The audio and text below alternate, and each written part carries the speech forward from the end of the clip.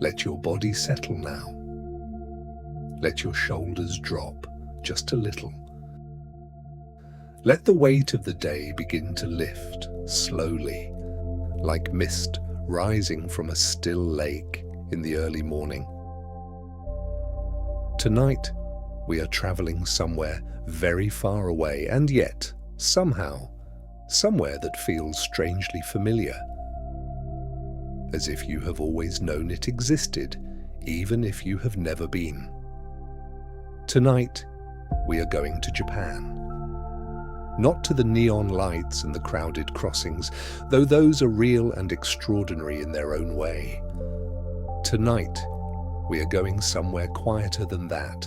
We are going to the Japan that lives beneath the surface of things, the Japan of early mornings and long silences, of patience and precision, of beauty found in the most fleeting and impermanent of moments. We are going to the place where the way you arrange flowers is a form of prayer, where the way you pour tea is a meditation, where the falling of a single cherry blossom can stop a person in their tracks and fill their chest with something they cannot quite name.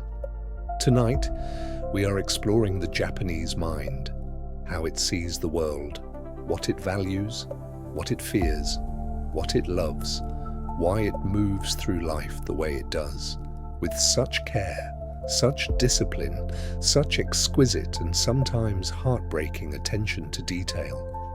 Let the words come to you gently, like water over smooth stones. There is no need to hold on to them. Just let them wash through you and carry you, slowly and softly, somewhere deep and still. Every people is shaped by the land they come from, and Japan is a land of extraordinary particularity.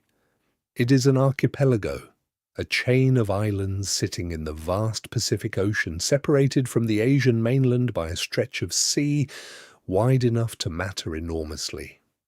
This geographical isolation lasted for centuries, and in that isolation, something unique was able to grow undisturbed.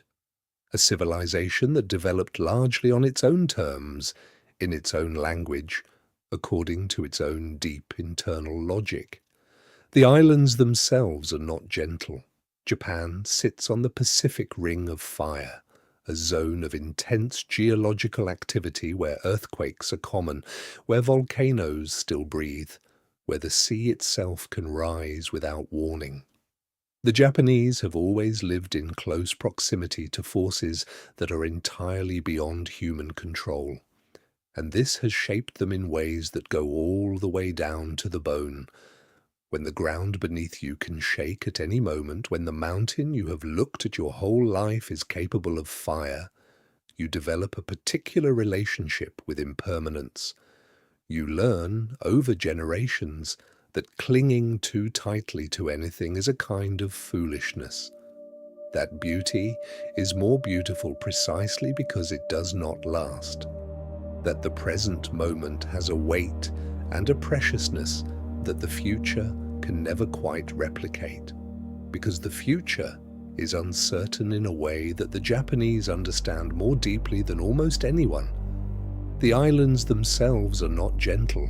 Japan sits on the Pacific Ring of Fire, a zone of intense geological activity where earthquakes are common, where volcanoes still breathe, where the sea itself can rise without warning. The Japanese have always lived in close proximity to forces that are entirely beyond human control, and this has shaped them in ways that go all the way down to the bone.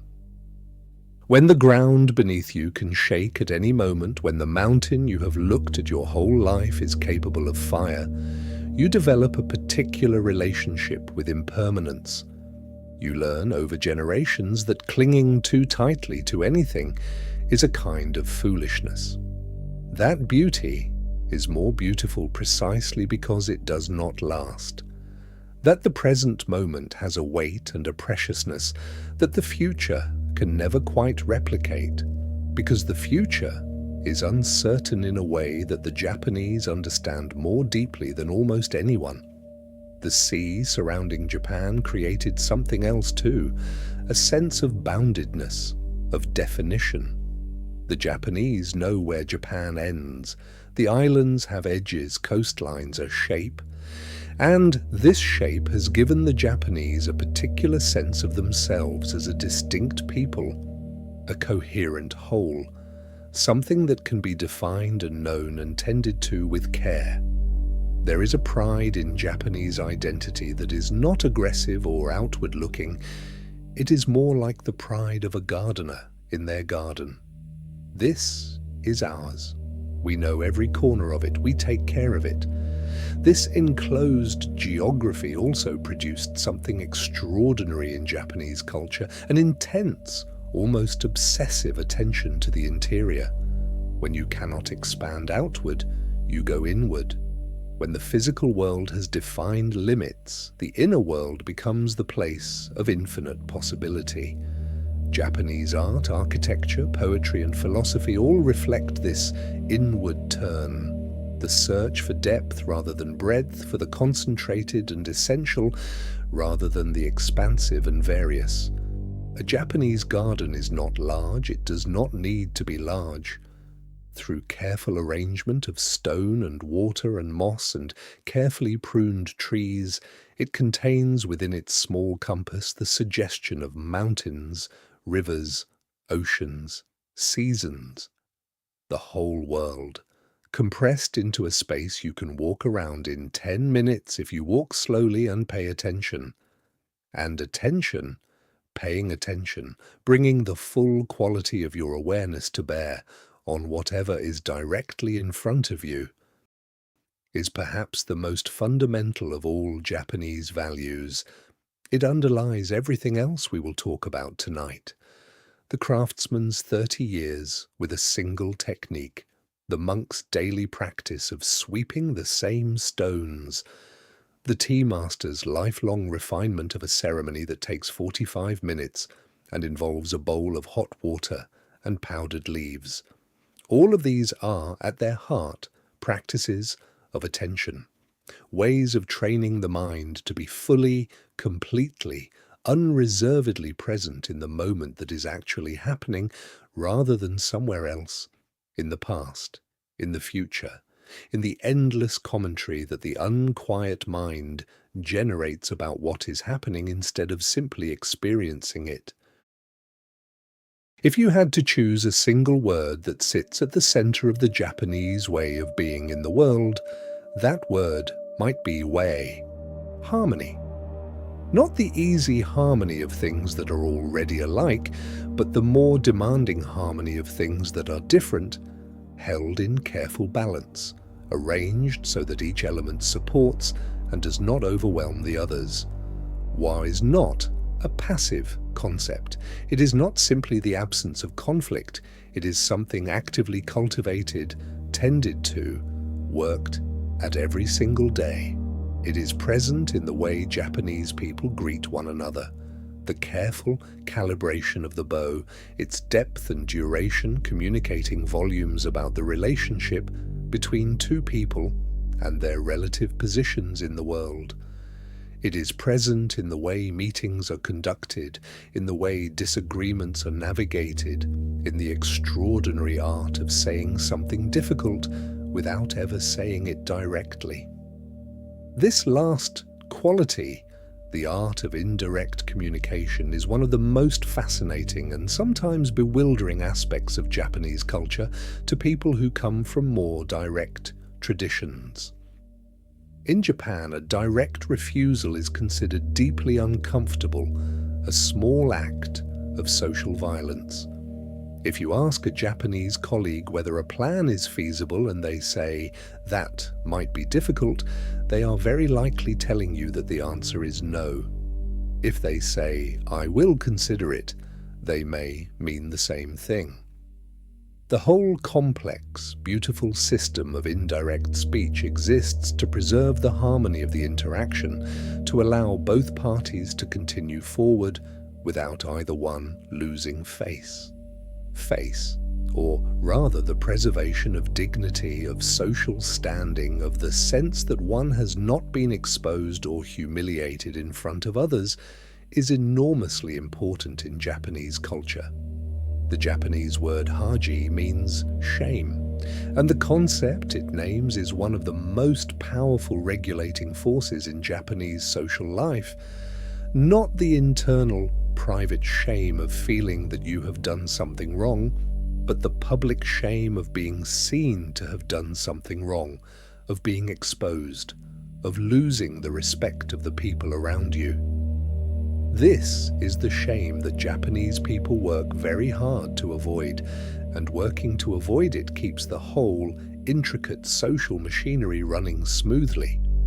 But here is something important to understand about this system. It is not, at its heart, about fear. It is about love. The elaborate structures of Japanese courtesy and indirect communication exist not primarily to protect individuals from embarrassment, but to protect the relationships between people. Every act of WR, every careful word, every considered bow, every graceful retreat from direct confrontation is an act of care for the connection between two human beings. It says, "This relationship matters more than my momentary need to be right.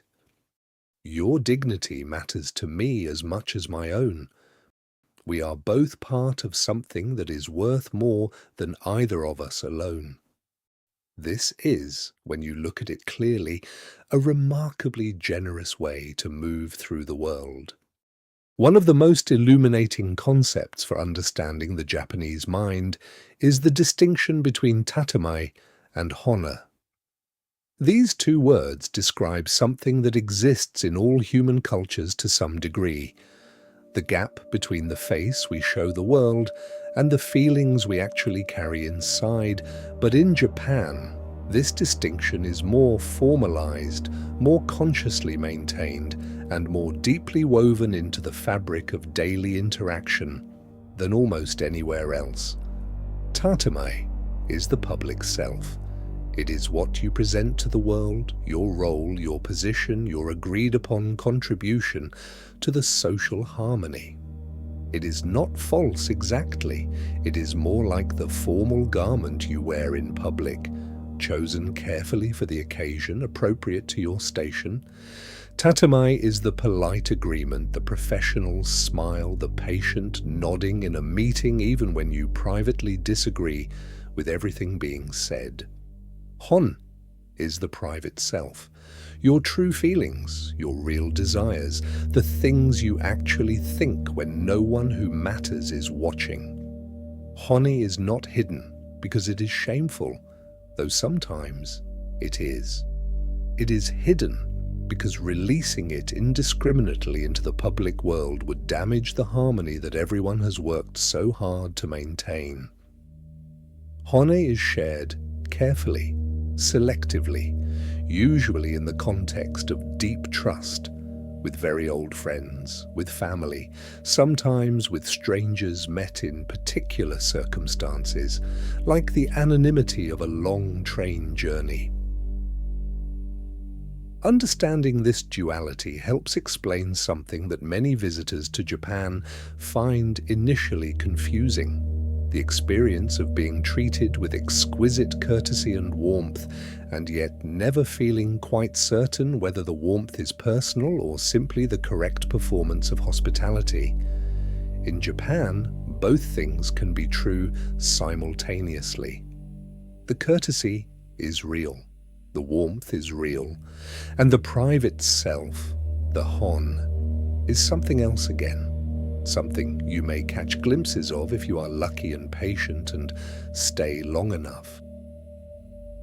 Perhaps no aspect of the Japanese mind is more beautiful or more illuminating than the relationship Japanese culture has always had with the natural world. It is not the relationship of a people who stand outside nature and admire it from a distance.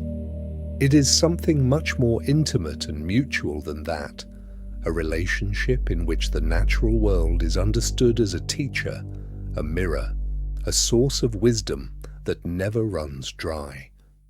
The Japanese calendar has always been organized around the rhythms of nature with an attention to detail that is extraordinary. There are not simply 4 seasons in the traditional Japanese understanding. There are 24 micro-seasons, each with its own name and character. The season when bush warblers begin to sing, the season when the first thunder of spring is heard, the season when the cool winds of autumn arrive, the season when chrysanthemums bloom. Each of these moments is marked, noticed, named, and in some sense celebrated, not with grand ceremony, but with a quality of attention that is itself a form of reverence.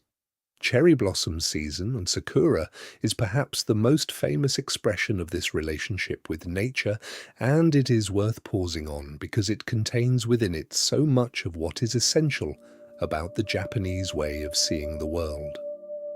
Each spring, for a period of roughly 2 weeks, the cherry trees bloom across Japan in clouds of pale pink. The blossoms are extraordinarily beautiful. They are also extraordinarily brief. They fall within days of opening, scattered by the first wind or rain. And it is precisely this brevity that the Japanese celebrate. There is a word for it, mono no aware, which translates imperfectly as the pathos of things, or the bittersweet awareness of impermanence. The blossoms are beautiful because they fall. Their beauty and their transience are inseparable. To love them is to love something that you know you are already losing. This sensibility, this capacity to find beauty in impermanence, to feel the poignancy of things precisely because they do not last, runs through the whole of Japanese aesthetic culture. It is present in the art of ikebana, the Japanese practice of flower arranging, which is not simply about making flowers look attractive, but about capturing a moment, a season, a feeling that is already passing. It is present in the haiku, the tiny, perfect poems that capture a single moment in nature with such precision that the moment seems to expand, to become somehow larger than itself.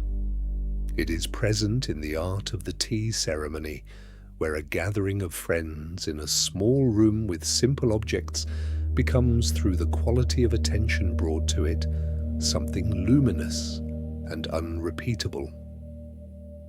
There is a concept in Japanese aesthetics called yugen, a word that attempts to describe the profound awareness of the universe that triggers emotional responses too deep and mysterious for words. It is the feeling you get watching the sun go down behind a mountain that has been there for 10,000 years. The feeling of standing at the edge of a dark forest in autumn, knowing that the trees go on farther than you can see. The feeling of watching mist move slowly over a still harbor at dusk. Yugen is not sadness exactly, though it carries sadness within it. It is not joy, though it carries joy. It is something that contains both, and also something larger than either. An awareness of depth, of mystery, of the sheer immensity of the world and the smallness and the preciousness of being alive within it. The Japanese sensitivity to the natural world is also expressed in the extraordinary refinement of seasonal culture. Each season brings not just different weather, but a whole different emotional register, different colors, different sounds, different things to eat, different ceremonies, different ways of being. Spring is for renewal and the bittersweet beauty of blossoms. Summer is for festivals and fireflies and the cicadas' relentless singing that becomes, somehow, the very sound of heat. Autumn is for the turning of the maple leaves, momiji, which the Japanese celebrate with as much devotion as the cherry blossoms of spring, gathering in parks and hillsides to witness the slow fire of the trees turning red and gold. Winter is for stillness, for the particular beauty of snow on temple roofs, for hot springs and long evenings and the quiet gathering of energy for the return of spring. To live this attentively to the natural world, to really notice when the warblers begin to sing, to feel the exact moment when summer tips into autumn, is to live in a state of constant, gentle wakefulness.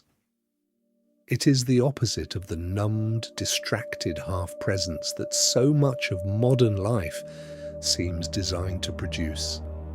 The Japanese have understood for a very long time that nature, attended to properly, is one of the most reliable paths to being genuinely, fully alive. There is a Japanese concept called Shokunin, a word that is often translated simply as craftsman or artisan, but which carries within it a weight of meaning that the English word does not quite reach. A shokunin is someone who has dedicated their life to mastering a single craft, whether that craft is making sushi, or forging swords, or designing gardens, or weaving silk, or making paper, or any of the hundreds of other traditional crafts that Japan has carried forward through the centuries. What defines the shokunin is not just skill, though the skill is extraordinary. It is the attitude, the absolute seriousness of purpose, the belief that the work itself is worthy of a lifetime's devotion, the refusal to accept anything less than the very best that can be achieved. There are sushi chefs in Japan who have spent 30 years perfecting a single aspect of their craft, the precise temperature at which rice should be prepared, the exact angle of the knife cut. There are sword makers who follow processes that have not changed in 500 years, who treat each blade as a living thing that must be coaxed into existence through patience and skill, and an almost spiritual attentiveness. There are garden designers who spend days placing a single stone. This devotion to craft is connected to a broader Japanese value, the idea that the way you do something is as important as what you do. There is a Japanese phrase, katachi kara hairu, which means to enter through form, the idea that by perfecting the outer form of an action, the inner understanding follows. You do not wait until you feel ready to begin. You begin and you do it correctly, and through the correct doing, the deeper understanding gradually arrives. This is why Japanese children learn the exact, correct way to bow before they learn almost anything else. The form is not empty ritual, it is a doorway. Japanese society is, at its deepest level, a society organized around the group. Not the group as an abstract idea, but the specific, concrete groups that each person belongs to: the family, the school, the company, the neighborhood, the team. These groups are not simply collections of individuals who happen to be doing the same thing. They are webs of mutual obligation and care, where each person's role and responsibilities are understood and taken seriously, and where the loyalty runs deep and long. The Japanese word for this web of belonging and obligation is ningen kankei, human relationships, and the quality of these relationships is considered one of the most important things in a person's life. Not wealth, not individual achievement, not personal freedom in the Western sense, but the health and depth of your relationships with the specific people you are bound to. Are you a reliable colleague, a devoted son or daughter, a trustworthy friend? These are the questions that matter most in the Japanese moral universe. This orientation toward the group creates a quality of selflessness in everyday Japanese life that can be quietly astounding to outsiders. The Japanese concept of meiwaku, The act of causing inconvenience or trouble to others is something that Japanese people work very hard to avoid.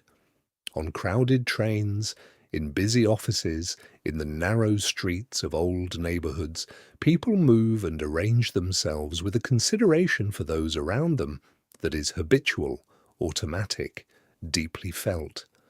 The idea that your comfort or convenience might come at a cost to someone else is not acceptable. You adjust, you accommodate, you take up less space.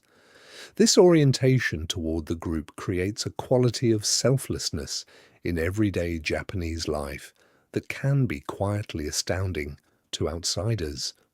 The Japanese concept of meiwaku, the act of causing inconvenience or trouble to others, is something that Japanese people work very hard to avoid.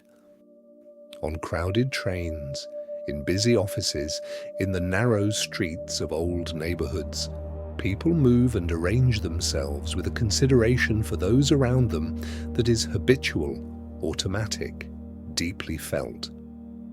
The idea that your comfort or convenience might come at a cost to someone else is not acceptable.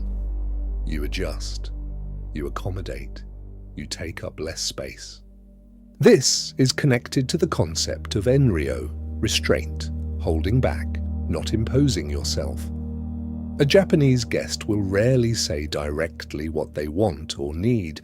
They will wait to be offered, and when offered, they will often decline at first. Not because they do not want the thing, but because to accept immediately would feel presumptuous, would place a burden on the host. The host, understanding this, will offer again. The second or third offer may be accepted. This elaborate dance of restraint and offering is not inefficiency, it is a kind of courtesy so refined that it has become a form of grace. There is also something in the Japanese orientation toward the group that is deeply, genuinely caring. The attention that Japanese people pay to those around them, noticing when someone is tired, when someone needs help before they ask for it, when someone is carrying something heavier than they are showing, is not performed. It is real. It comes from a lifetime of practice in attending carefully to the people you share space with. There is a Japanese concept, kikubari, which means to spread one's attention like a net, to be aware of everyone in a room, to anticipate needs before they are expressed, to care for people through small, barely visible acts of consideration. A glass of water placed at exactly the right moment, a door held open just long enough. The precise arrangement of things so that whoever comes next will find them exactly as they need them to be. Kikubari is invisible when it is done well, but its absence is immediately, painfully felt. In many Western cultures, silence between people is uncomfortable, something to be filled, papered over, escaped from as quickly as possible. In Japan, silence is something quite different. It is a medium of communication, as rich and nuanced as speech. It is a space in which things can be understood without being said, in which the relationship between two people can breathe and settle without the constant pressure of words. The Japanese word ma, which can be translated as gap, pause, space, or interval, is one of the most fundamental concepts in Japanese aesthetic and social life. Ma is the silence between notes in music that gives the notes their meaning. It is the empty space in a painting that allows the painted elements to breathe. It is the pause in a conversation that communicates thoughtfulness, respect, the taking seriously of what has just been said. Without Ma, everything collapses into noise. To sit in silence with a Japanese person who trusts you is not an absence of communication. It is, in many ways, the most intimate form of communication available. The willingness to be together without the need to perform, to simply exist in the same space and share the quality of the moment. This capacity for companionable silence is something that many people who have spent time in Japan describe as one of its most quietly profound gifts. The pressure lifts. The need to constantly generate words to fill every moment with content simply falls away. And in the silence, something else becomes audible.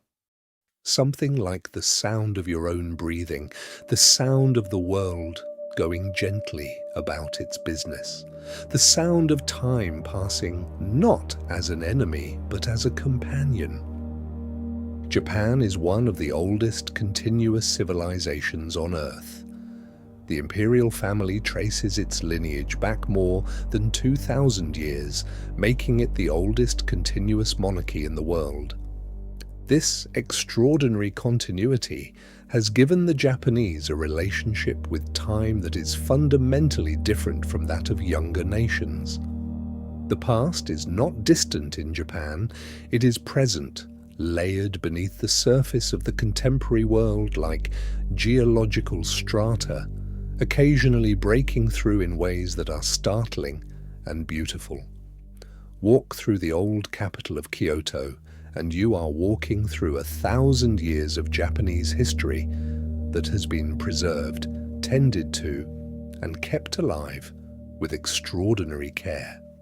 The temples and shrines are not museums, they are living places, still used, still prayed in, still swept by monks every morning at dawn. The traditional crafts are not folkloric curiosities, they are living practices, passed down from master to apprentice across dozens of generations, still evolving, still relevant. The ancient poems of the Manyoshu, an anthology compiled in the 8th century, are still read, still memorized, still felt to speak to something essential about what it means to be human and alive and aware of beauty.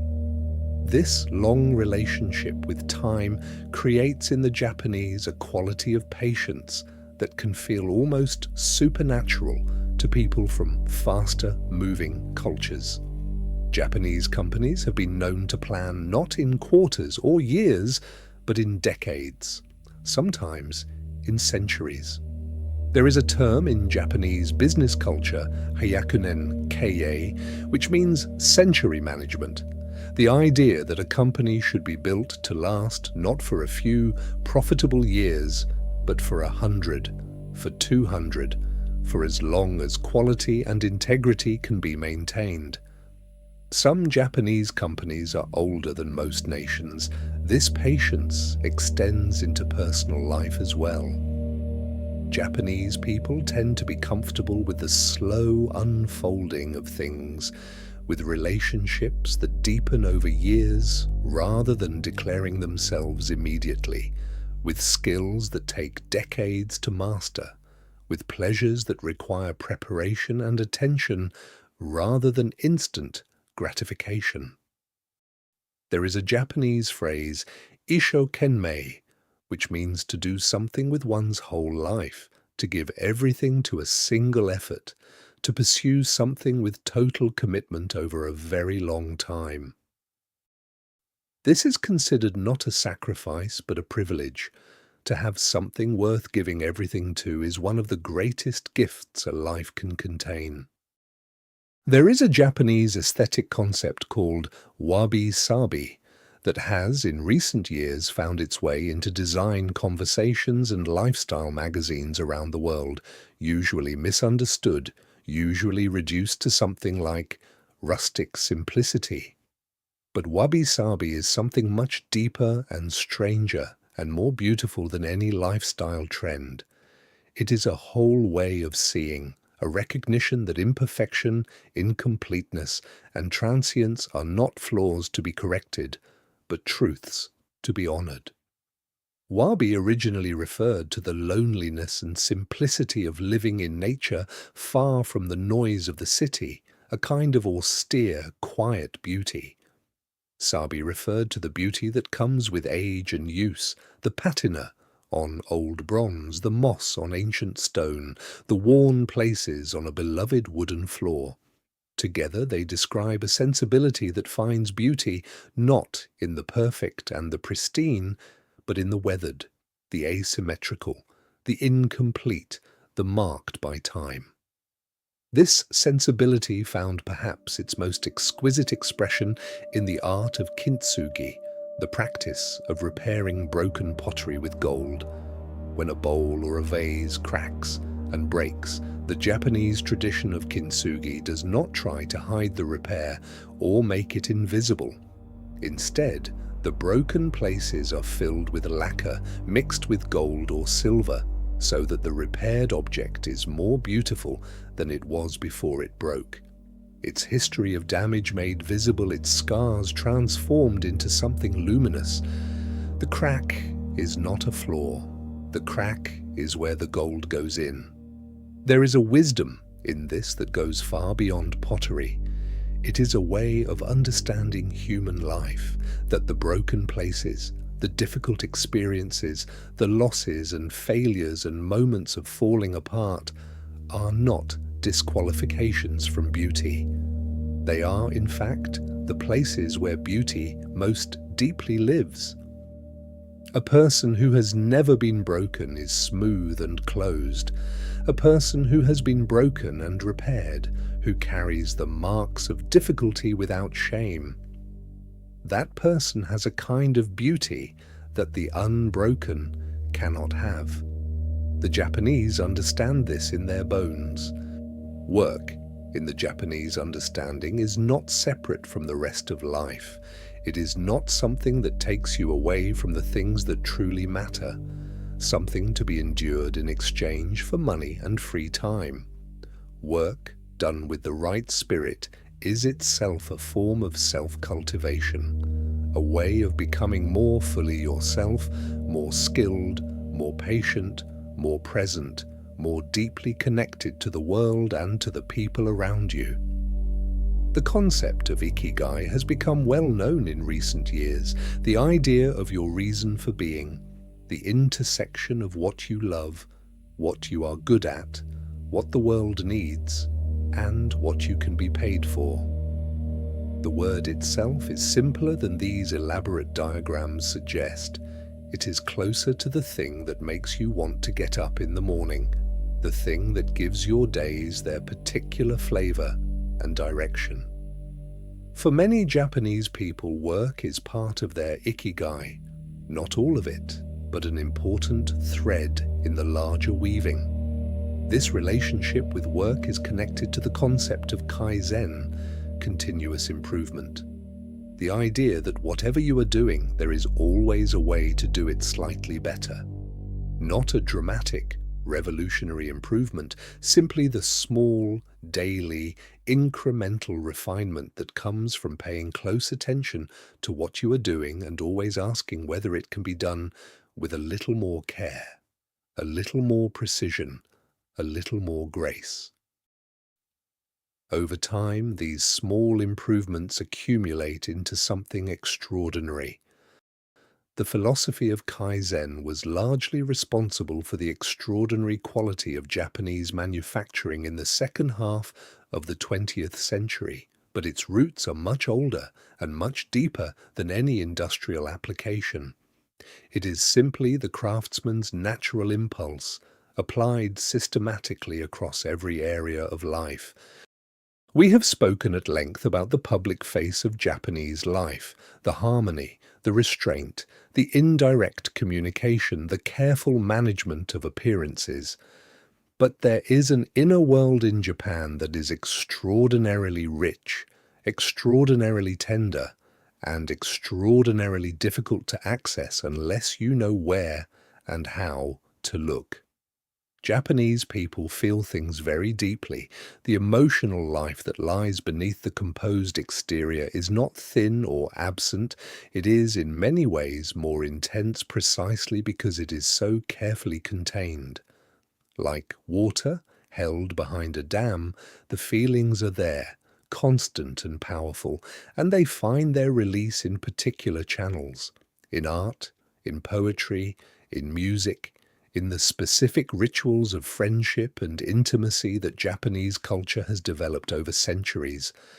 There is a Japanese word, natsukashi, that has no direct English equivalent. It describes a particular quality of nostalgic longing, but a longing that is sweet rather than painful, a warm ache for something past, a feeling that is somewhere between remembering and missing and being grateful all at once. It is the feeling you get when you smell something that takes you immediately back to childhood, or hear a piece of music you haven't heard in 20 years. Natsukashi is the feeling of being touched by time, of recognizing that something is gone, but being glad, deeply glad, that it existed at all. There is also amai, a word that describes the comfortable dependence of one person on another's goodwill, the way a child leans into a parent's care, the way old friends can ask favors of each other without ceremony or explanation. Amai is the warmth of being known well enough that you don't have to explain yourself. It is the luxury of not having to manage the impression you are making, of simply being there, comfortable and held, in the presence of someone who knows you completely and accepts you anyway. In a culture where so much social energy goes into the careful management of appearances, amai is a rare and precious release. One of the most immediately noticeable things about Japan, for anyone who visits, is the extraordinary care that goes into the presentation of things. Not just the great ceremonial occasions, the tea ceremony, the formal dinner, but everything.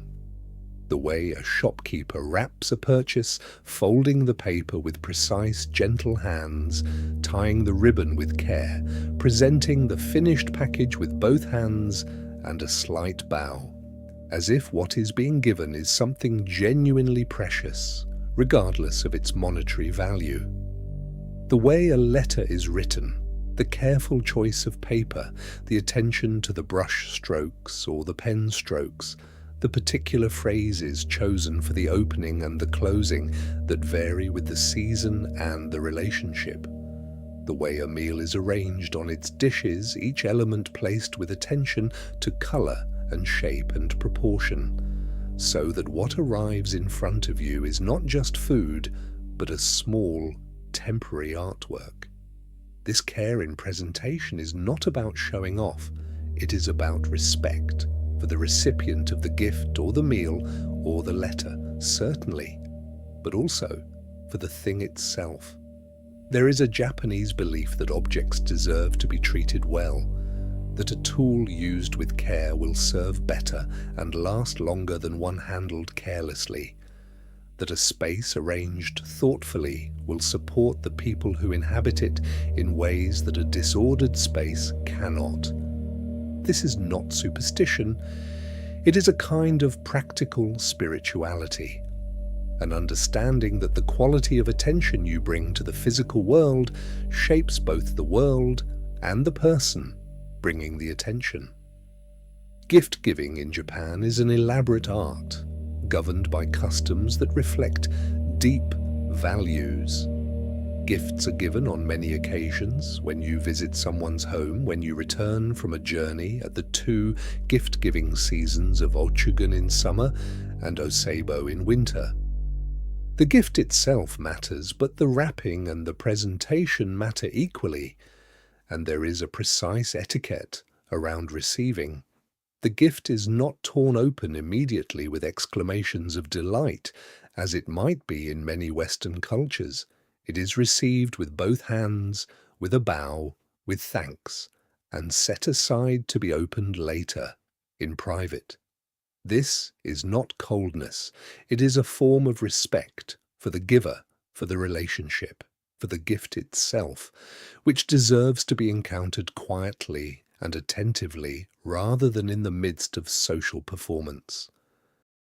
There is something in all of this, in the wrapping, the presenting, the quiet receiving, that speaks to a fundamental Japanese understanding of the relationship between the material and the spiritual.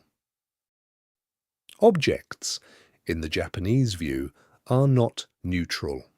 They carry within them the attention and the care of the people who made them, who chose them, who wrapped them with careful hands.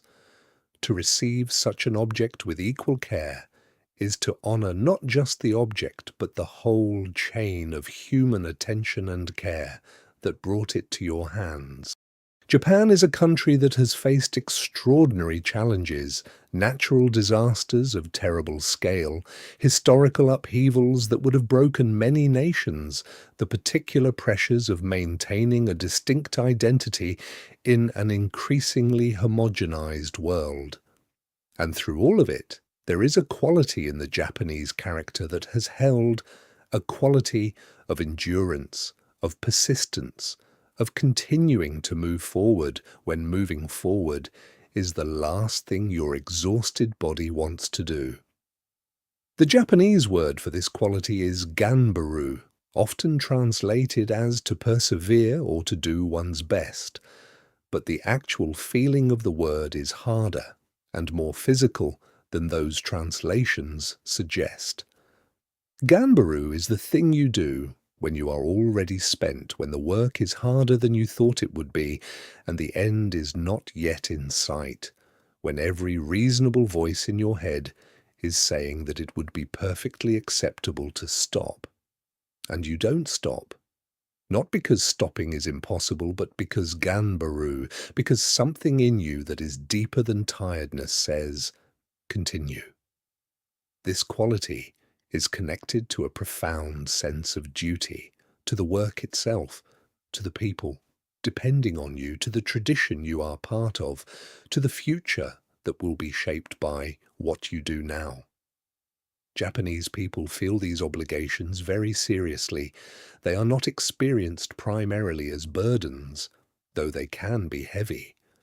They are experienced as structure, as the framework within which a meaningful life can be built, the scaffolding that holds the work upright while it is being done. Japan's history of recovering from disaster, natural and otherwise, is perhaps the most dramatic expression of this resilience. Time and again, the country has faced devastation and rebuilt, not simply returning to what was before, but somehow emerging with something new and vital. The Japanese have a phrase for this forward motion through difficulty: "Nana korobi ya oki," fall down 7 times, get up 8. It is not said as an inspiring slogan. It is said as a simple statement of fact, a description of how things are and how a person must be. The falling is inevitable. The getting up is the choice, and the choice is made and made again and made again, until it is no longer a choice, but simply who you are. And alongside the discipline, there is something else, something that might surprise you if you have only seen Japan from the outside through the lens of its famous efficiency and seriousness.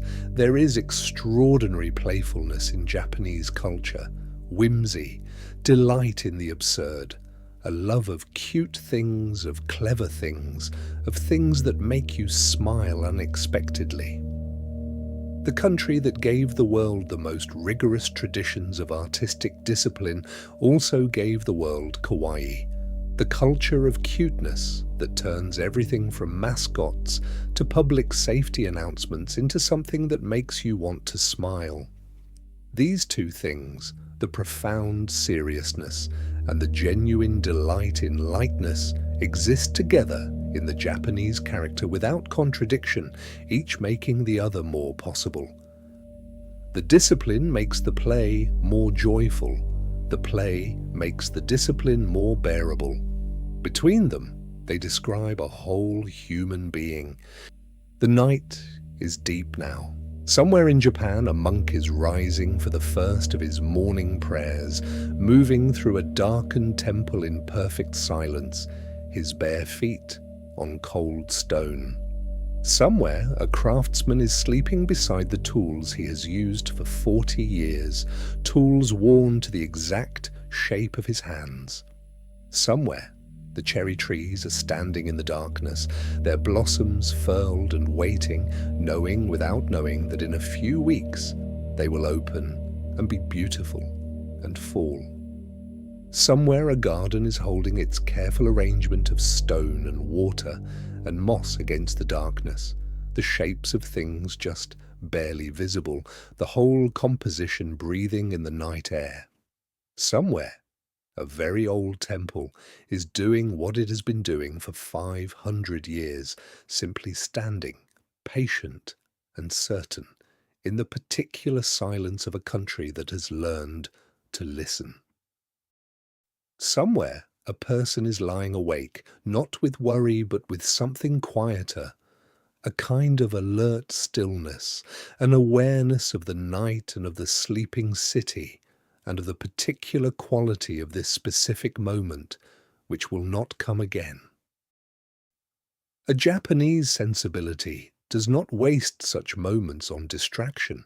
It rests in them, it feels them, it lets them pass without grasping, knowing that the passing is part of what makes them precious.